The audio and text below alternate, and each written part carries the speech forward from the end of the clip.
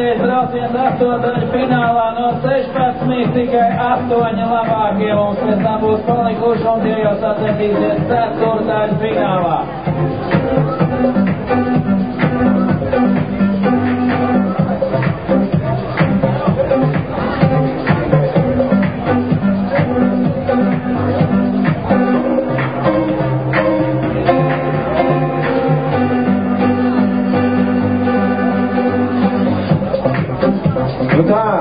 Pēdējais brauciens